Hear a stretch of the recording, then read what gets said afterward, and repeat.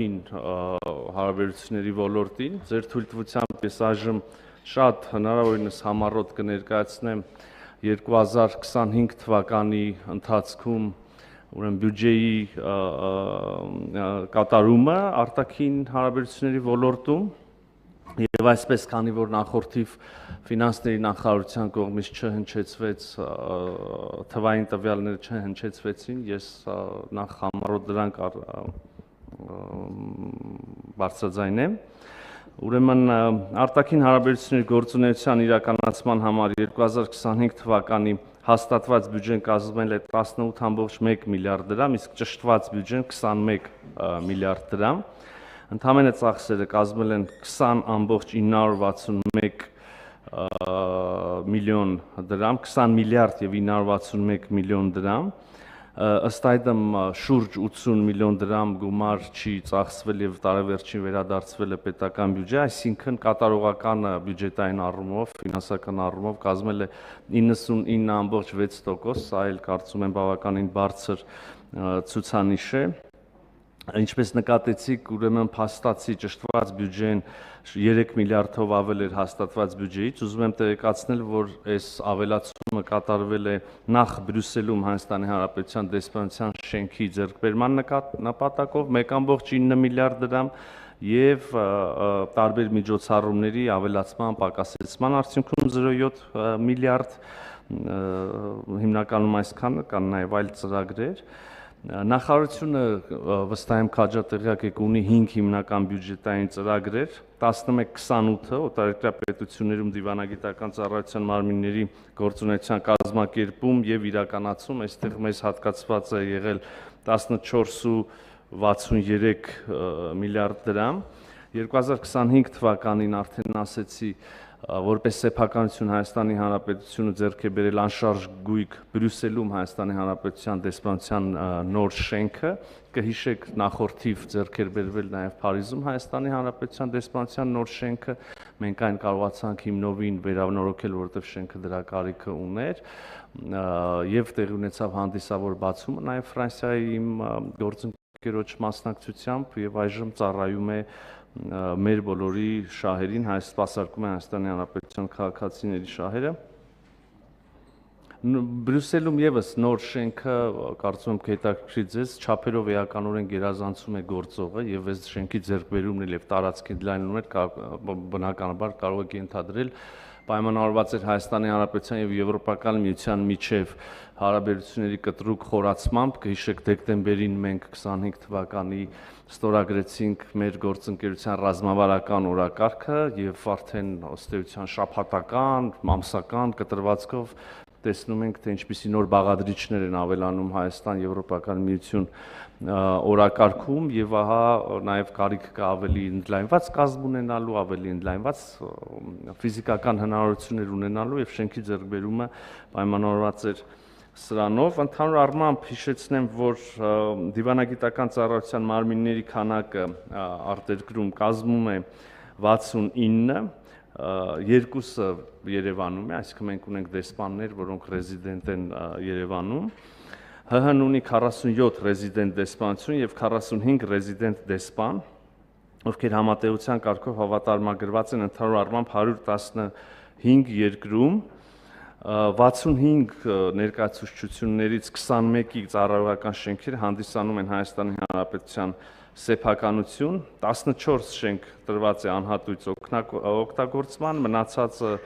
ուրեմն վարձակալվում են։ Նշեմ նաև, քանի որ ֆինանսական հարցերն են քննարկում, 3 տեղ մենք ունենք հողատարածք, որտեղ պետք է կառուցապատում իրականացվի, 25 թվականին այդպիսիք պլանավորված չեն եղել եւ չեն տեղ ունեցել, շինարարություն չի եղել։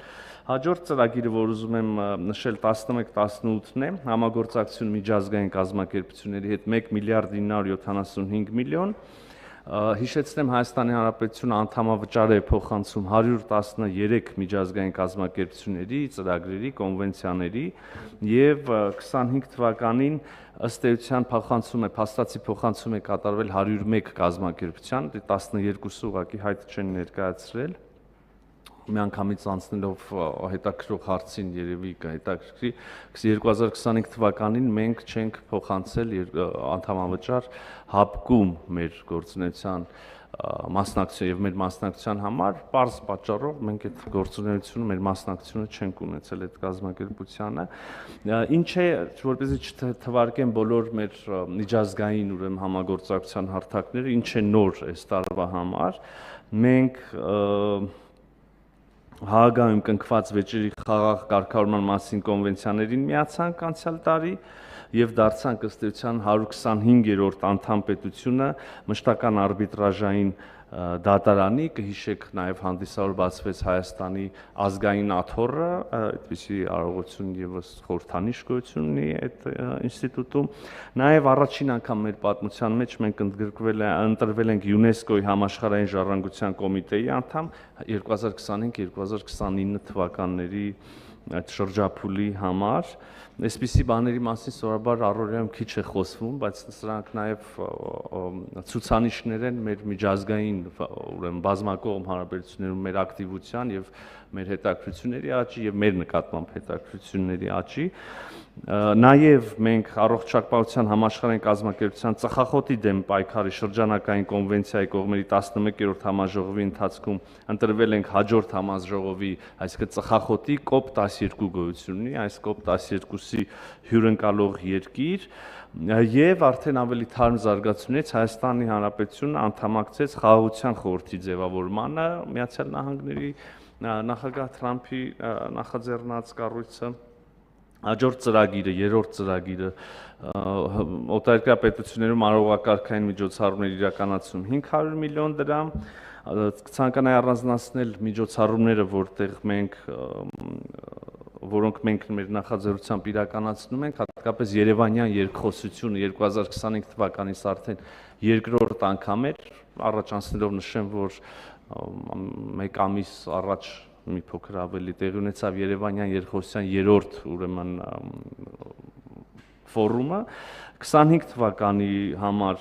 այդ Երևանյան երկխոսության համաժողովին մասնակցություն ունեցան 45-ից ավելի պետությունների, միջազգային կազմակերպությունների, փորձագիտական, ակադեմիական շրջանակների, խորհրդարանականների,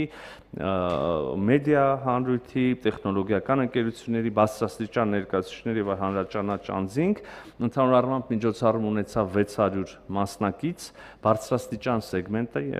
ներառում էր 16 երկրի եւ կազմակերպության ներկայացուցիչ 27 պանելային քննարկում տեղի ունեցավ եւ 50-ից ավելի երկկողմ հանդիպում հավատացնում եմ հարգելի գործընկերներ այս կարգի միջազգային ֆորումների դիվանագիտական ֆորումների համար սա բավականին լուրջ ցուցանիշ է մանավանդ հաշվի առնելով որ դա ընդամենը երկրորդ անգամ էր անցած տարի այս տարի արդեն էլ ավելի մեծ էր մասնակցությունը 800-ից ավել մասնակից 30-ից ավել պանելային եւ այլ ձևաչափի քննարկումներ, 180 բանախոսներ, շատ ազդեցիկ եւ տպավորիչ թվային ցուցանիշներ ունենք։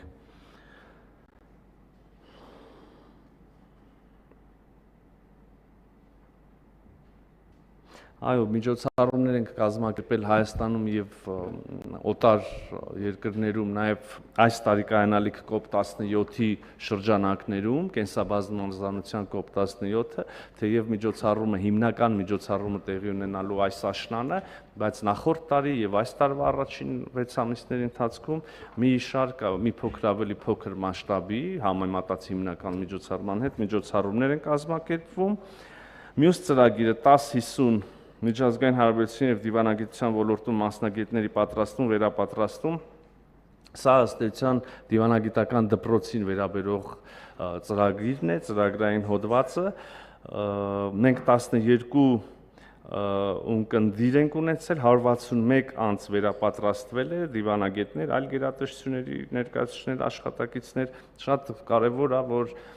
դիվանագիտական դպրոցում վերապատրաստում են անցնում եւ մենք ծրագրեր ունենք նաեւ ոչ միայն հայաստանցիների համար, այլև մի շարք բազմաթիվ այլ երկրների քաղաքացիների, երիտասարդ դիվանագետների համար, սկսած Իրաքյան Քուրդիստան, Իրաք, Մարոկո, Պաղեստին, Սիրիա, Քենիա, Եթովպիա, Նիգերիա, Աֆրիկյան միություն, Ուգանդա, վերջացրած Անգոլայով, հիմա արդեն ուզում եմ առաջանցնելով նշել, որ մենք կազմակերպում ենք միջոցառումներ նաև եւ ծրագրեր նաև Լատինական Ամերիկայի երկրների համար, հետաքրքրություն կա Արգենտինա, Չիլի, Պերու, Ուրուգվայ, Մեքսիկա պետություններից։ Սա ընդհանրապես ինչով է կարևոր, հավատացնում եմ ձեզ, որ այն դիվանագետները, ովքեր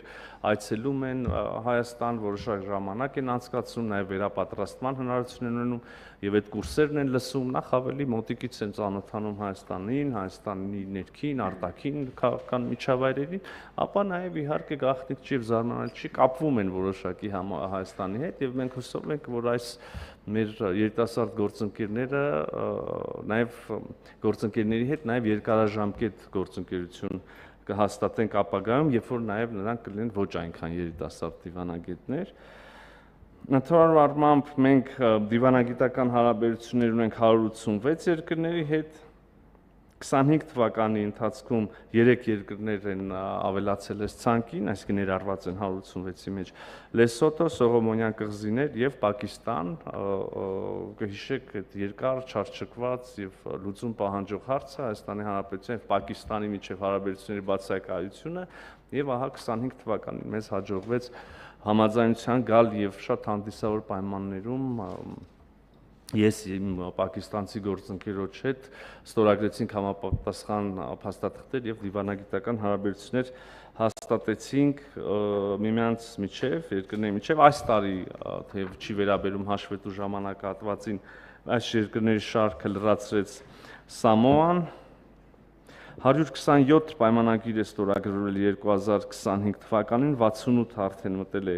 ուժի մեջ Իհարկե մենք շատ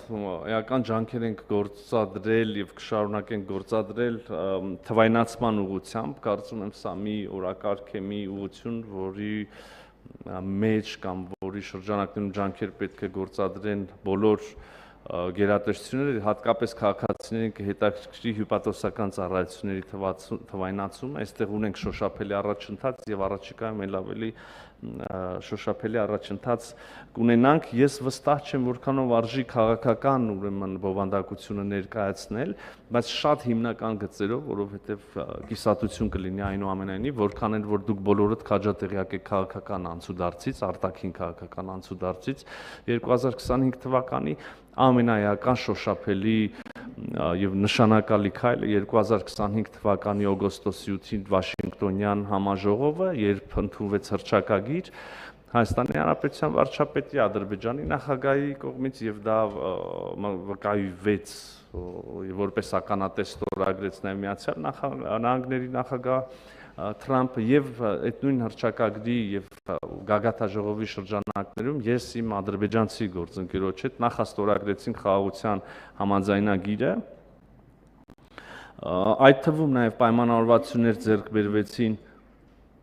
տարածաշրջանի տրանսպորտային ենթակառուցվածքների ապաշրջափակման վերաբերյալ, որը շատ շոշափելի ազդեցություն ունի մեր քաղաքացիների կյանքի համար մի կողմից, այսինքն տնտեսական առումով, քանի որ տնտեսական զարգացման լայն հնարավորություններ բերում, եւ մյուս կողմից այս տնտեսական մեծ հաշվով ծրագիրը նաեւ ունի շատ տեղական քաղաքական նշանակություն, այն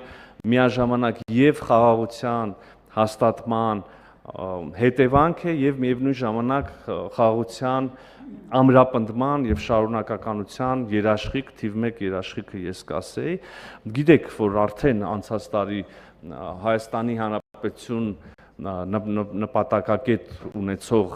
Հայաստանի Հանրապետություն առաքվող բեռներ են անցել Ադրբեջանի տարածքով, վստահ եմ առաջիկայում փոխադարձաբար Հայաստանի Հանրապետության տարածքով կանցնեն բեռներ Ադրբեջանը, ընդհանրապես շարունակվել է նաև սահմանազատման գործընթացը, հանդիպումներ են տեղի ունեցել, քաղաքացիական հասարակության, փորձագետական հանրույթի ներկայացուցիչներ են միմյանց այցելել, Թուրքիայի հետ մեր երկխոսությունն է շարունակվել, տեղի են ունեցել Գյումրի-Կարս երկաթուղու վերագործարկման ուղղության համար ստեղծված աշխատանքային խմբի հանդիպումներ, մի շարք այլ հանդիպումներ, այս մասին մենք անընդհատ եւ հանգամանալից մեր հանրությանը տեղեկացրել ենք, վստահ չեմ, թե արժի շատ մանրամասն անդրադառնալ, հաշվի առնելով, որ ձեր 90%-ը կհամարձակվեմ ենթադրել գիշերը այնուամենայնիվ կամ չի քնել ընդհանրապես կամ շատ ուշ է քնել։ Ուղղակի Թուրքիայի մասը ամփոփելով ասեմ, որ իմ ակնկալիքը եւ կարծիքային է, որ շատ մոտ ապագայում մենք այսպես ամեն ինչ որ փուլում մի շոշափելի առաջընթաց ենք ունենում Թուրքիայի հետ մեր հարաբերությունների ամբողջական կարգավորման առումով, բայց ուզում եմ վստահություն հայտնել, որ առաջիկայում ըստ էության ամբողջական կարգավորում կունենանք։ Միայն վերջին իրադարձություն նշեմ, չնայած էլի չի վերաբերում հաշվետու ժամանակահատվածին, մենք այժմ Թուրքիայի եւ Հայաստանի միջև ունենք ուղիղ առևտուր մաքսային իմաստով ուղիղ, աշխարհագրորեն դրան գիտեք դեռևս տեղի ունենում երրորդ երկրների տարածքով ռազմավարական գործընկերությունները 25 թվականին մենք ընդլայնեցինք, էականորեն ընդլայնեցինք ռազմավարական գործընկերների մեր շրջանակը, 6 ռազմավարական գործընկերություն հաստատեցինք, օրինակ Նիդերլանդներ, Լյուքսեմբուրգ, Գերմանիա, ասիական ուղղությամբ Չինաստան, Ղազախստան, ինչպես կարող եք տեսնել, ընդգրկում աշխարհագրական եւ նաեւ ինչ որ առումով քաղաքական բաշխվածությունը երկրների բավականին լայն է, սա եւս մեկ անգամ փաստում է այն մասին, որ մենք համառորեն եւ հետեւողականորեն շարունակում ենք իրականացնել հավասարակշռված եւ հավասարակշռման արտաքին քաղաքականություն եւ դա տալիս է, կարող եք տեսնել իր արդյունքները։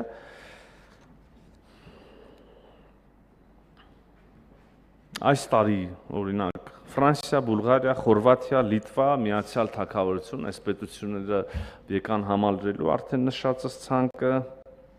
Եվրոպական միության հետ ունենք շատ հարուստ եւ աճող օրակարգ, կարծում եմ, որ քաղաքացիներին այստեղ թիվ 1 հետաքրքրող հարցը այնուամենայնիվ վիզաների ազատականացումն է, այստեղ ունենք շատ շոշափելի առաջընթացներ եւ գործընկերները կարծում են, որ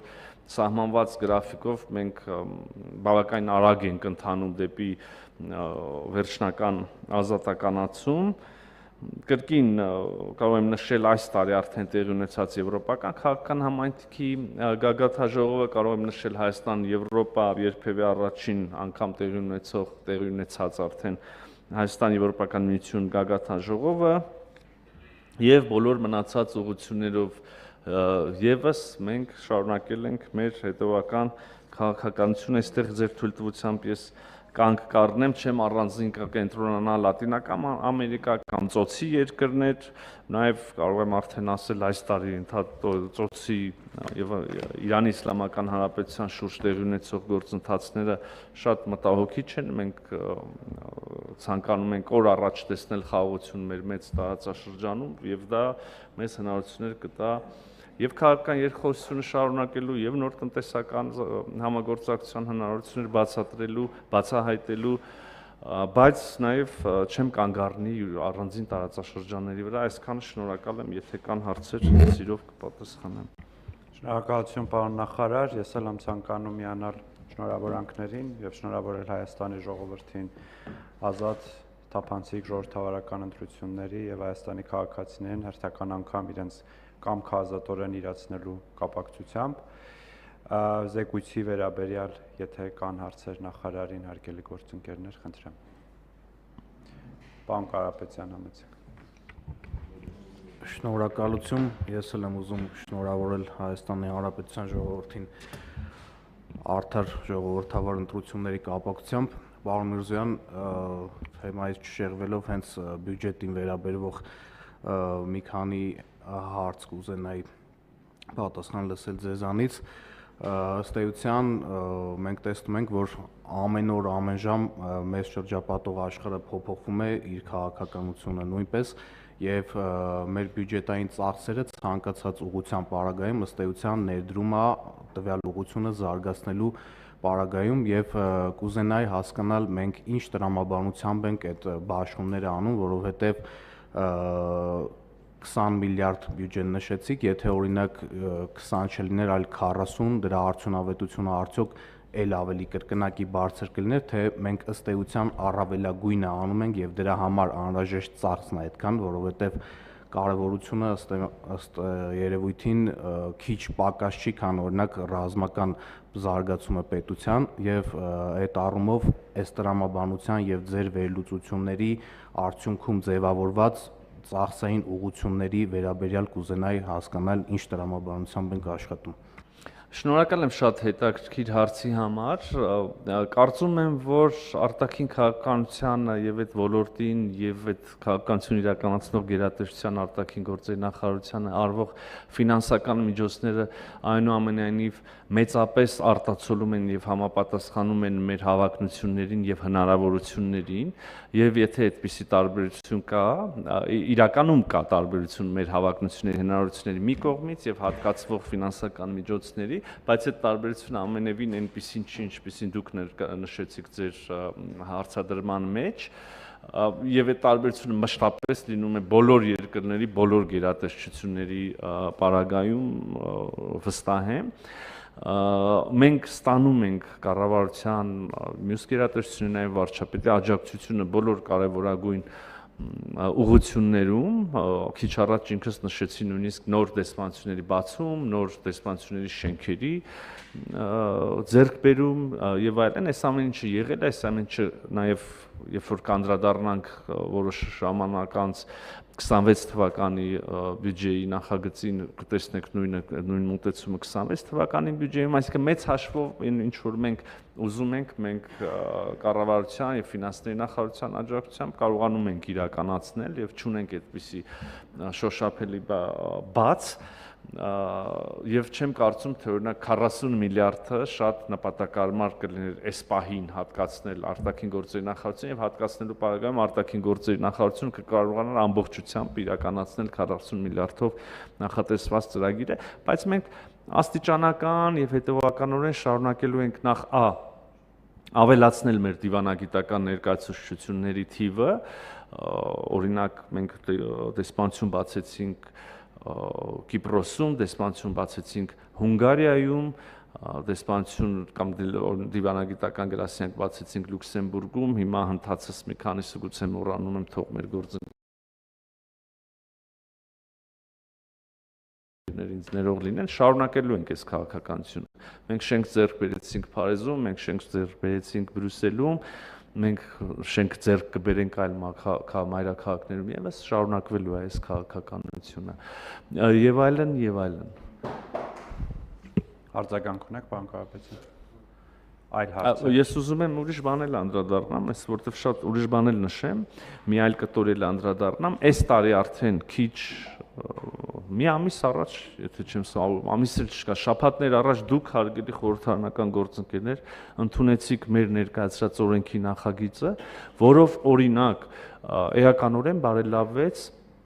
արտերկրում դիվանագիտական ծառայություն անցնող մեր դիվանագետների ֆինանսական վիճակը, բարելավեց այն իմաստով, որ շատ անարդար վիճակ կար, նրանց վարձատրությունը էականորեն զիջում էր Հայաստանի Հանրապետությունում մոտավորապես նույն ուրեմն հաստիքը եւ պաշտոնը զբաղեցնող դիվանագետների աշխատավարձին եւ հիմա մենք թերությունը շտկեցինք, տարիներ գոյություն ունեցած թերությունը եւ հավասարեցրեցինք այդ դրույթը ուժի մեջ կմտնի հունվարի 1-ից 27 թվականի։ Հայ 26 թվականի բյուջեի մասին չէի խոսում, նախագծի 27 թվականի ես շփոթվեցի կներեք։ Այլ հարցեր, եթե այլ հարցեր չկան, շնորհակալ։ Հա, համեցեք պարոն Հակոբյան։ Շնորհակալ եմ։ Շատ կարճ, պարոն Միրզոյան, տեխնիկական հարց ավելի շատ։ Ես կուզեի Ղազախստանի դեսպանատան ճակատագրի մասին ասեիք, որովհետև այնտեղ հողատկացումը արդեն երկար ժամանակ է եղել եւ Հայաստանի Հանրապետությանը միայն շինարարությունն է մնում իրականացնել, կուզեի իմանալ ինչ փուլում է այդ ծրագիրը։ Շնորհակալություն։ Իրավացի եք, ես նշեցի, պարոն Հակոբյան, մենք ունենք 3 մայրաքաղաքներում հողատարածք, որտեղ պետք է կառուցենք դեսպանություն, այսինքն չկա շենքը, կա միայն հողը, եւ նրանցից մեկը Ղազախստանն է, ընդ որում սա վերաբերում է մեր ռազմավարական գործընկերոջը, Ղազախստանը Կենտրոնական Ասիայում մեր հիմնական պարտներներից է, մենք ապաշրջափակման եւ տրանսպորտային ուրեմն ենթակառուցվածքների զարգացման ոլորտում կարծում եմ, որ կարող եմ ենթադրել, որ ավելի ու ավելի շատ համագործակցություն կտեսնենք Ղազախստանի հետ, Ղազախստանը մեր գործընկերն է ԵԱՏՄ-ում, հետեւաբար կարևորությունը ակնհայտ է այս երկրի հետ մեր հարաբերությունների։ Այս պահին կարող եմ ասել, որ շինարարություն չի ընթանում եւ 27 թվականի բյուջեի նախագծում էլ այդպիսի բանը նախատեսված չի, բայց սա մի հարց է, որը պետքա չմոռանանք եւ աչքաթող չանենք եւ այն պահից, երբ որ այս հարցի շուրջ ըմբռնում կձևավորենք մեր գործընկերների հետ կառավարությունում, այս հարցը եւս առաջ կգնա։ Համեցեք Տիկին Ղազարյան։ Պարոն Միրզոյան, շնորհակալ եմ զեկույցը մանրակրկիտ ներկայացնելու համար։ Վարչապետը քարոզարշավի ընթացքում երևի վերջին օրը հայտնեց, որ մեր ապրանքներն այլևս կարող են գյուղատնտեսական տիպի ապրանքները մուտք գործեն առանց Մաքսատուրքի Եվրոմիություն, կխնդրեի դուք մանրամասնեիք, որովհետև գիտենք, որ գյուղատնտեսական ապրանքներն իրանք պաշտպանված են առհասարակ Եվրոմիության տարածքում, արդյոք սա քաղաքական որոշման արդյունք է։ Շնորհակալ եմ, նաև շնորհակալ եմ գնահատականի համար, թեև չէի համաձայնվի զեկույցը, որ ես ներկայացրեցի, ամենևին մանրակրկիտ չէր, ես վստահ չեմ, որ դուք կդիմանայիք մանրակրկիտ զեկույցի ներկայացմանը, բայց ասելիք շատ կա, խնդրում եմ սա մեծամտություն չհամարել։ Ինչ վերաբերում է բուն հարցին, այո, իհարկե քաղաքական որոշում է, եւ մենք տեսնում ենք Եվրոպական միության մեր գործընկերների կողմից ամենաբարձր մակարդակով եւ նաեւ անդամ պետությունների կողմից մեծ պատրաստակամություն աջակցել Հայաստանի Հանրապետության